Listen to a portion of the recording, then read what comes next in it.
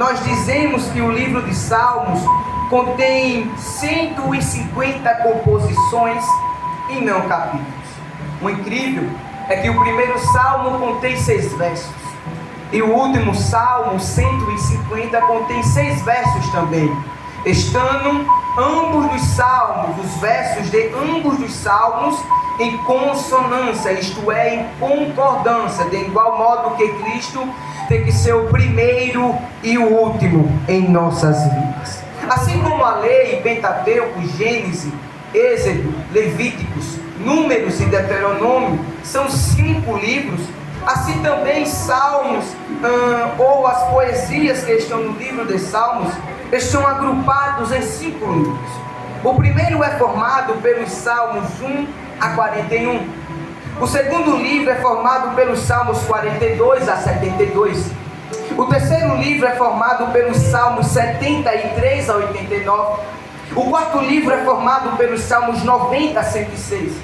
E o quinto livro e último também é formado pelos Salmos 107 a 150. Desse modo, o Salmo 33 do hino de louvor faz parte do primeiro livro, considerando que o 33º Salmo pode ser dividido em 4 subdivisões. Quantas subdivisões?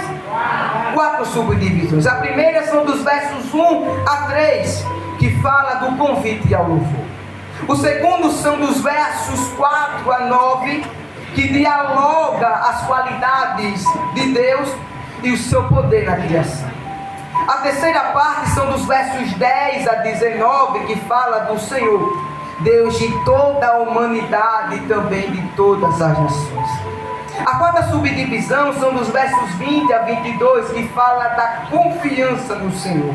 Servindo essas 4 subdivisões para potencializarmos a nossa devoção ao Altíssimo por meio deste salmo, escrito pelo salmista deste modo: regozijai-vos no Senhor, vós justos, pois aos retos ou aos justos convém o louvor.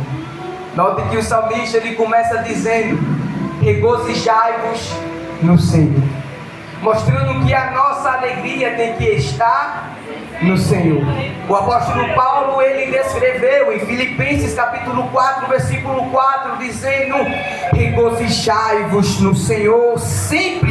Outra vez vos digo, regozijai-vos. O apóstolo poderia muito bem dizer somente uma vez, regozijai-vos no Senhor, mas o verso 4 em Filipenses capítulo 4, o apóstolo Paulo ele diz: outra vez vos digo, regozijai-vos, pois ocasionalmente nós dizemos se alegre em Deus, mas devido às situações catastróficas, a pessoa, a sujeito ou o indivíduo, ele vai de água abaixo devido às situações. Por isso nesta noite eu lhe digo novamente: regozije-se no Senhor, se alegre em Deus, se alegre em Deus, se alegre em Deus, se alegre em Deus. Sebastião, porque você está reiterando ou repetindo se alegre em Deus? Porque há pessoas que buscam felicidades em meios reais, em meios equívocos ou meios errados, buscando a felicidade ou a alegria nas drogas, na prostituição, na bebida. Mas eu lhe digo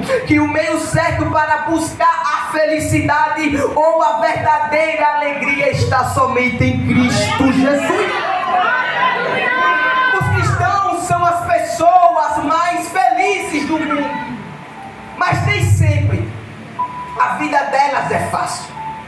Por isso temos que compreender os versículos após. O verso 2 diz: louvai ao Senhor com harpa, cantai a Ele com o saltério de 10 cordas, cantai um cântico novo, tocai bem com júbilo. O verso 2 e o verso 3 mostram-nos 3 formas para adorarmos a Deus. A primeira é louvando, a segunda é cantando e a terceira é tocando. No verso 2 diz: louvai ao Senhor. Louvai vem da palavra louvar, por isso louvo. A etimologia louvar é de origem do latim, que quer dizer laudare, que significa exaltar com glórias a algo ou alguém. Vemos isso em Isaías capítulo 6, versículo 3, a qual os serafins estavam louvando a Trindade divina, olhando uns para os outros, dizendo: Santo, Santo, Santo é o Senhor dos exércitos, e toda a terra está cheia da sua glória. Como também está em Apocalipse capítulo 4, versículo 8, a Bíblia diz que João, ele contempla uma visão ou é arrebatado no Espírito. A partir de Apocalipse capítulo 4, a Bíblia diz que ele contempla um trono a qual havia um sujeito assentado ali de uma forma bastante linda, bela e harmoniosa. E o apóstolo João descreveu que ele contemplou 24 tronos, e desses 24 tronos estavam assentados 24 anciãos, a qual estava com vestes brancas, e também cada um deles tinham coroas. Repare que aqui o número que se destaca é o 24, entrando em concordância também com outros subsídios. Um dia tem 24 horas. O alfabeto grego contém 24 letras. Naquele tempo, o grupo de sacerdotes eram divididos em 24, mostrando que as coisas de Deus são em concordância, estão em consonância, mostrando também que o povo de Deus tem que estar em concordância, andando em comunhão e união uns com os outros. Louve a Deus. Mas também cante, visto que a origem da palavra cantar no latim é exaltar ou fazer uma declaração. Vemos isso também em Atos capítulo 16, versículo 25. A Bíblia diz que perto da meia-noite, Paulo e Silas oravam e cantavam hinos a Deus no cárcere ou na prisão. Em nenhum momento da Bíblia Sagrada eu contemplei a expressão dizendo que Paulo e Silas eram cantores profissionais, mas em Atos capítulo 16, versículo 25 diz que Paulo e Silas cantavam hinos a Deus. Pois para cantar verdadeiramente ao Senhor não precisa ter uma voz bonita, é somente cantar o seu coração a Ele e adorá-lo em espírito e em verdade. Aleluia, Deus. Cante ao Senhor. Aleluia. Mas também toque. É pouco falado sobre tocar. A gente já deixa que o tocar aqui não é o tocar o palpar com as mãos, toquei na toalhinha, não. É tocar em relação à música. A origem da palavra tocar provavelmente tem uma influência do latim, que quer dizer, em relação à música, tirar sons de um instrumento.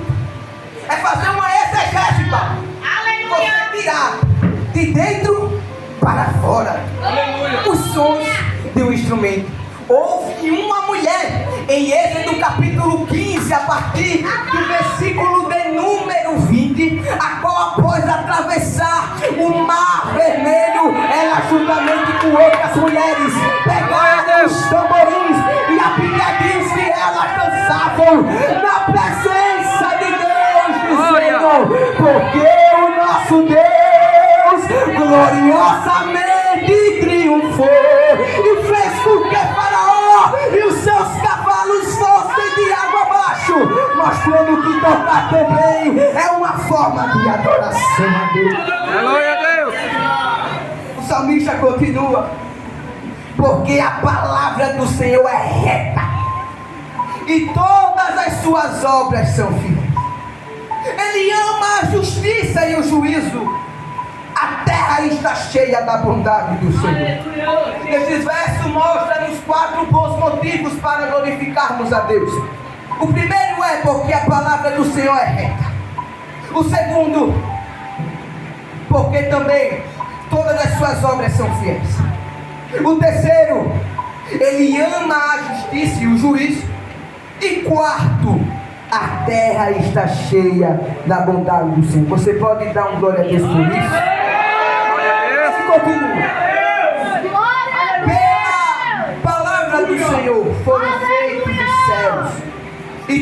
exército deles, pelo Espírito da sua boca. Ele ajunta as águas do mar como num montão, põe os abismos em tesouros, tema toda a terra ao Senhor. Temo-no todos os moradores do mundo, porque falou e tudo se fez. Mandou, e o quê? E logo tudo apareceu. Essas expressões, amados, confirmam o que está escrito em Gênesis capítulo de número 1 e refutam qualquer teoria universal que a Terra surgiu numa evolução espontânea, mostrando que Deus ele se revela por meio das suas obras e, claro, por meio da sua palavra, como está no verso 6, pela palavra do Senhor foram feitos os céus e todo o exército deles. Por isso é basilar compreendermos a estrutura da Bíblia até ela chegar em nossas mãos nas épocas passadas, nas épocas arcaicas ou antigas, a qual a Bíblia ela foi escrita por mais de 1600 anos. A Bíblia ela foi escrita por mais de 40 autores. A Bíblia ela foi escrita em 3 continentes: Ásia, África e Europa. A Bíblia ela foi escrita também em 3 linguagens, como sabemos bem: hebraico, aramaico e grego. O Novo Testamento em grego, o Antigo Testamento em hebraico, com algumas seções em aramaico, como Jeremias, Esdras e Daniel. A Bíblia também ela foi escrita com um tema principal, a saber, Jesus Cristo de Nazaré. Mas também houve, Fernando, a evolução da Bíblia nos tempos bíblicos, com os materiais de pedra, ostraco, tabletes de argila, couro, papiro e pergaminho. Mas isso foi a evolução da Bíblia nos tempos bíblicos, pois em 1455, numa localidade chamada Gutenberg, mudou a forma da escrita, e glórias a Deus, graças ao Senhor, o primeiro livro impresso não foi o Alcorão, o primeiro livro impresso não foi o livro de Mormon, o primeiro livro impresso não foi o livro de São Cipriano, o primeiro livro impresso foi a Bíblia Sagrada, mostrando a soberania das Santas Escrituras ou das Sagradas Escrituras. Verso 10: o Senhor desfaz o conselho das nações, quebranta os intentos dos povos.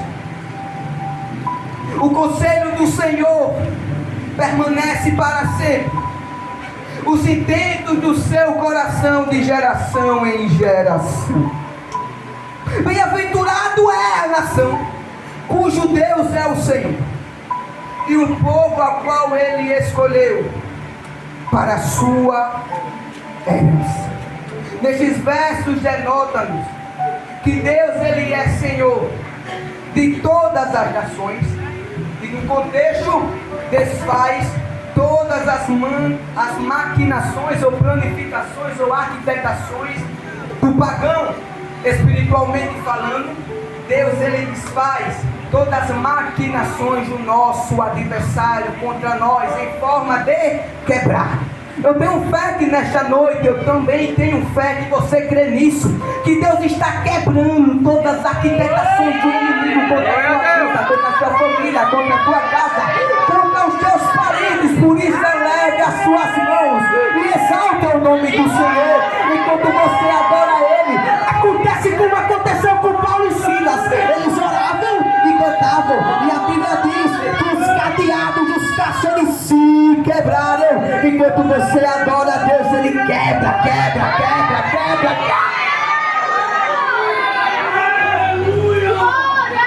O incrível é que o verso 12 diz: bem-aventurada é a nação cujo Deus é o Senhor, e o povo a qual escolheu para a sua herança. No contexto do verso aqui, pois muitos fazem uma interpretação errônea por causa dos acontecimentos atuais, principalmente a questão de política, que aqui está relacionada ao povo de Israel, a qual foi escolhido por Deus para pertencer somente a Ele, que hoje é a igreja do Senhor, que pertence somente a Deus. Quantos aqui pertencem somente ao Senhor? Glória a Deus. O Senhor olha desde os céus e está vendo a todos os filhos dos homens. Verso 14.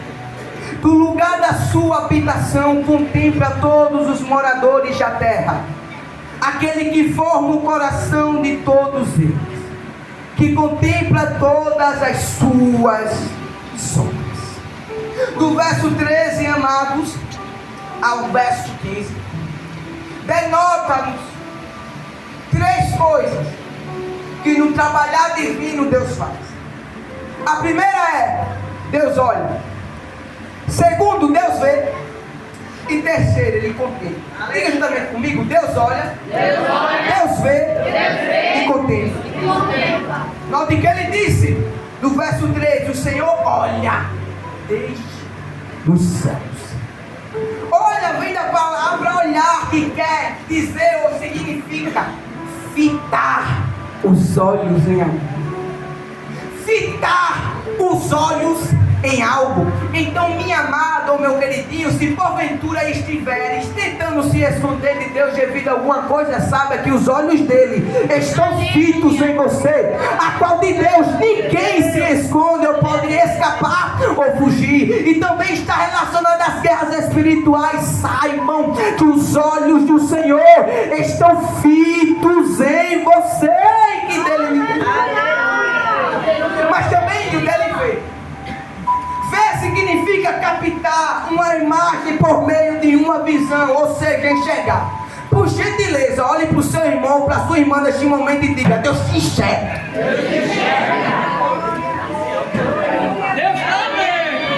E ela enxerga por dentro e por fora, externamente e internamente também. Mas também Deus contempla. Sabe o que significa contemplar? Que é contempla, que vem da palavra contemplar? Olhar com admiração. Aleluia! Às vezes, ou ocasionalmente, algumas pessoas olham para nós e dizem: ela é tão insuportável. Esse menino tem um rosto meio feio, horrendo. Aí eu imagino Deus olhando lá de cima dizendo: mas é criatura minha. Aleluia. Fui eu que fiz. É a minha imagem e semelhança. E tudo Deus admirando a sua criatura. Eu fico imaginando um criador de uma criatura admirando o que ele fez. Saiba de uma coisa, meu amado, minha amada, para você sair daqui hoje saltando na presença de Jesus, que Deus ele te contempla, nega. Deus ele te contempla, meus amados e amadas. Deus ele te vê com admiração. Tem outra coisa melhor? Verso 16. Não há rei que salve com a grandeza de um exército, nenhum homem valente se livra pela muita força. O cavalo não garante a sua segurança, não livra ninguém com a sua grande força. Estes versos está relacionado a uma guerra, a qual provavelmente tem uma vitória. Porque guerra tem vitória. Tem pessoas querendo vitória, mas eu quero pelejar, batalhar ou guerrear. Como vai ter vitória, meu irmão? Tem que ter guerra, tem que ter luta, tem que ter batalha mesmo. Mas aqui está relacionado que a guerra não depende do poder militar, mas depende do poder de Deus. Saiba que com os nossos próprios braços não vamos conseguir vencer esta batalha. Anda com a arma na cintura, anda armado com uma arma branca, uma faca, mas saiba de uma coisa, que estas guerras só vencemos com o auxílio ou com a ajuda do nosso Senhor. Certa vez Salomão ele disse que tolo é um homem que confia no seu próprio braço. É por isso que temos que depositarmos a nossa confiança somente em Deus para vencer. Senhor estão sobre os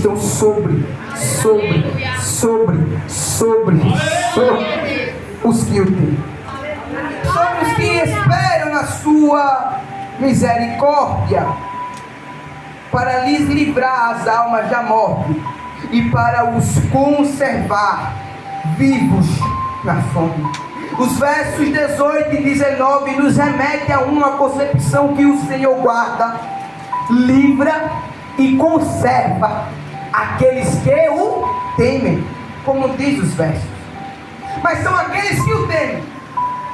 Temer no dicionário bíblico não está somente relacionado a ter medo, mas antes está voltado a respeito, amor, obediência e adoração. Se anda sem obediência perante Deus, amando a Ele em espírito e em verdade, o reverenciando de todo o seu coração e também o adorando em espírito e em verdade, se entregando a Ele de uma forma integral, saiba que os olhos do Senhor estão sobre a tua vida. Verso 20: a nossa alma espera no Senhor, Ele é o nosso auxílio e escudo, pois nele se alegra o nosso coração, porquanto temos confiado no seu santo nome. Seja a tua misericórdia, Senhor, sobre nós, como em ti esperamos. A partir do verso 20, continuamente ou até o verso 22, nos revela ou caracteriza-nos três suportes para continuarmos potencializando a nossa devoção a Deus. O propósito desta pregação é que você saia daqui convicto desses três suportes. Os três suportes são a qual nos mostra através dos versos. A nossa alma espera no Senhor. O primeiro suporte aqui é esperar. A primeira base ou pilar aqui é esperar. Independente da situação penosa, continue esperando as promessas de Deus. Aleluia. Se concretizarem ou se cumprirem em sua vida, em sua vivência. Mas está difícil, Sebastião, está difícil, continue esperando. Tenha uma conversa consigo mesmo, como o escritor do Salmo 42 disse no verso 5: porque estás abatida, ó minha alma, Aleluia, porque te perturbas dentro de mim. Espera minha alma, espera em Deus, pois eu ainda o louvarei pela sua salvação. Aleluia. Espera em Deus. Glória a Deus. Mas também você deve se alegrar nele, pois o verso 21 diz: pois nele, é nele, Aleluia. se alegra o nosso coração. Aleluia. Conversamos com parceiros, conversamos com companheiros, conversamos com amigos, nos alegramos. Estamos conversando com familiares e parentes, nos alegramos. Mas a fonte desta alegria para os cristãos é o Espírito Santo. Então o segundo suporte aqui é regozijo ou alegria. Provérbios capítulo 15, versículo 13 diz que o coração alegre aformoseia o rosto. Algumas pessoas olham para nós passando por situações difíceis e algo que escandalizou, e ainda perguntam: ele ainda está sorrindo? Ela ainda está com esse sorriso no rosto, expressando para as pessoas. Aí você responde: é por causa do Espírito Santo. Aleluia. É porque Ele me alegra, pois se não fosse Ele, eu não estaria aqui. A fonte dessa alegria é o Santo Espírito. Se alegra. O terceiro suporte, o salmista diz no verso 21 também. Porquanto temos confiança. Aleluia. O segundo suporte aqui é a confiança. É confiar em Deus. Jeremias capítulo 17, versículo 7 diz: bendito é o homem que confia no carro? Não. Que confia na arma? Não. Que confia no seu próprio braço? Também não. Bendito é um homem, é um macho que confia no Senhor, cuja esperança é o Senhor. Saia daqui com a sua confiança depois. Oh, glória a Deus. Em Deus, pois somente dele venceremos as guerras espirituais. Confie no Senhor. Eu creio, Deus. Independente da situação. Aleluia. Continue depositando através das suas consagrações a Deus a sua confiança nele.